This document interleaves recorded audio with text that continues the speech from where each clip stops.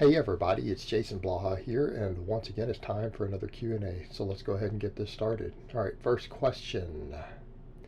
Could we ever do a 5x5 with chains on dynamic effort day for speed box squats? You know, here's going to be my take on this.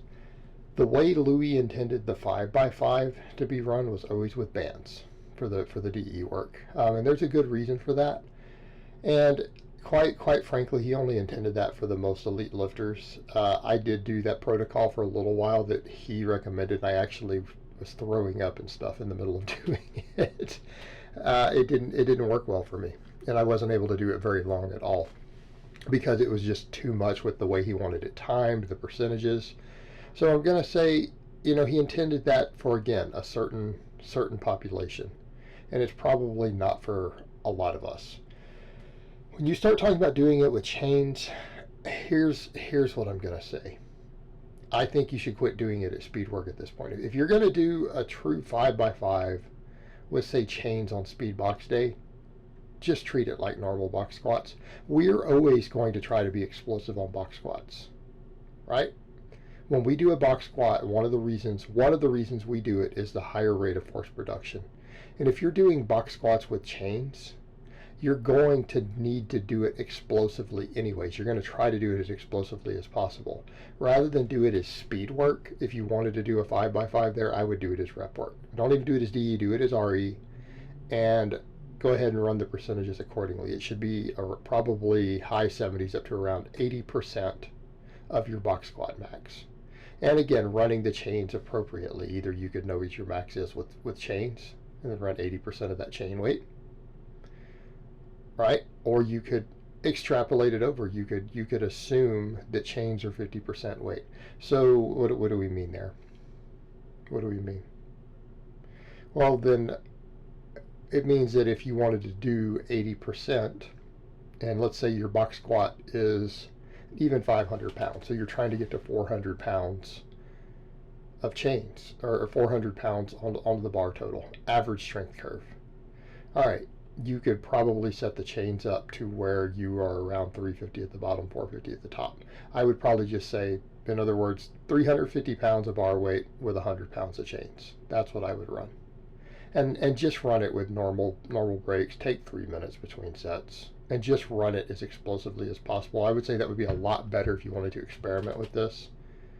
All right, it would be a lot better if you want to experiment with it, because the majority of you out there, and I know this lifter personally, him and his clients are not going to be able to run the Westside 5x5 protocol on the boxes. It's for people who are probably very, very elite, who are in extremely good shape, who do tons and tons of conditioning. All right, next question. I see people from Westside rocking the box. What's up with that? Well, a lot of times they are doing a little bit of rocking, and I'm going to give you a couple points here to think about. Number one, most of them are equipped lifters, and here's a point I drive home with all of my people. If you want a box squat to carry over to a raw squat, you need to get your rocking to nearly zero. You need to get it to where you personally feel zero rocking in the box when you do it. What do we mean rocking in the box?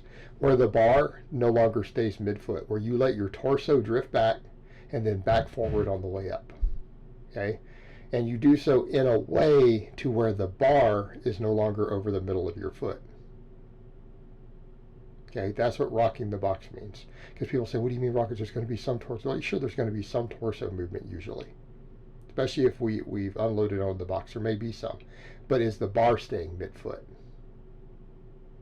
Or are you swinging back and then swinging back forward to keep it moving?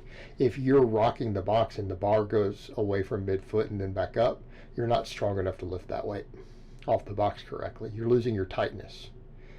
And accordingly, when you go to do a back squat, you're going to do less weight, not more. Because normally, and if I take, like I say, a novice lifter, and I build them up to where they can do 315 and stay tight on a box squat, when we pull the box out, even if they haven't done a back squat in 2 months, 4 months, 6 months, that 315 box is going to turn into a 325, a 330, you know, something in that range, right?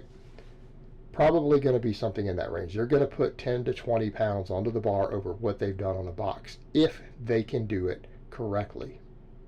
If they can do it correctly. If they're rocking, that 315 on the box is going to turn into a 275 squat, a 295. Okay, it's not going to carry over. They're not going to be stronger on the back squat, which we should have happen. Now, the other thing to think about, some rocking is almost always going to occur. Right, you're going to see very frequently a little bit of rocking that you do not feel. There can be a small amount. However, you shouldn't be able to feel it. If you feel the rocking, or you feel your torso move, or you feel yourself losing core tightness, then you have a problem. A little bit that you can only see, is only perceivable on the camera, is probably acceptable. But if you feel any rocking at all while you're doing it, it's not going to be a 1-inch rock, it's going to be an 8-inch rock. Okay? Does that make sense? If you feel yourself, well, I feel like I'm only rocking an inch or two, but you actually feel the rocking on the box, it's actually 8 inches when you learn it on the camera. An inch or so on camera is okay. 2 inches is probably okay, because you won't feel that. And that's invariably going to happen when we get heavy. All right, next question. How do you know which weight to use for different band tensions? Is it just through personal experience? Well, if you're talking about when you're ramping to a max, then it's based upon keeping notes. It's based upon keeping notes and knowing your strength curve. Right? In other words, if you look at your different lifts and you know what you've used in the past and you have a prediction of what your max is going to be with a different band. In other words, if you have a 1 rep max listed for 50 pounds of band and another one for 100 pounds of band on the same exercise, and your one with 50 pounds of band, that last time you tested it has gone up 5 pounds, or let's say it's gone up 10 pounds, then you should reasonably expect that the next time you do 100 pounds of band tension, your max will have gone up 10 pounds. It's pretty straightforward. Okay? Now, but if you're talking about ramping up to a max, you don't know. You don't need to know, actually. When we ramp to a max, we add weight till we get to a max. Whether it's a training max or a true max. You add weight till you get there. You don't need to know. I don't want my lifters worrying about that. I can tell you right now, when I get a lifter who sends me a message the day before they're going to attempt a max lift, even with bands, hey, how much do you think I'm going to get tomorrow? I'm going to yell at them. You should not be thinking about your maxes the day before. You shouldn't be thinking about a max. You walk in and you do it. You execute. You ramp up until you reach your max. If you're thinking about it the day before, trying to estimate it, you have screwed yourself already psychologically. You do not prepare yourself for this. You walk in and you ramp up. Just like when you brush your teeth in the morning, you treat it the same way. It's just routine. You don't think about it.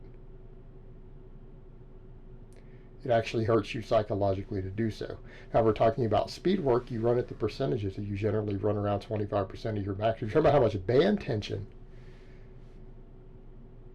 are you running, well, you just pick the amount. If it's ramping up to a max, you just pick the amount. It doesn't matter. You don't know. You've decided, hey, this is what I'm going to max on today. Okay? If we're talking about speed work, it's already based on percentages of your maxes. You usually run 25 or 30% is the baseline of your 1 rep max in band tension. If you're wanting to do it for rep work, then you need to just estimate your strength curve. Right? You need to estimate your strength curve and run appropriate percentages. It's like how much weight do we know we need to do for our 5 rep sets? Well, I usually program 80%. Unless it's something like a deadlift, then we might go lower. Deficit deadlift, 75%. Well, you just run the bands the same way. You know, based upon your previous experience with bands, how strong you are with a given band versus the straight weight on there, and you just extrapolate. Right? Like for me, on any sort of pressing, my max press is very, very close to whatever the actual band tension is. So in other words, 300 pound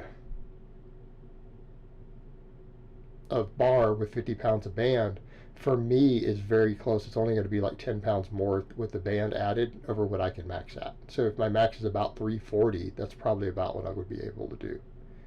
So if your 5 rep max is 340 and you wanted to do 5 rep sets, right, you would just drop it down a little bit. You would probably do around 300 with 50 pounds of band tension. You just get used to the bands and understand how they work and how they carry over.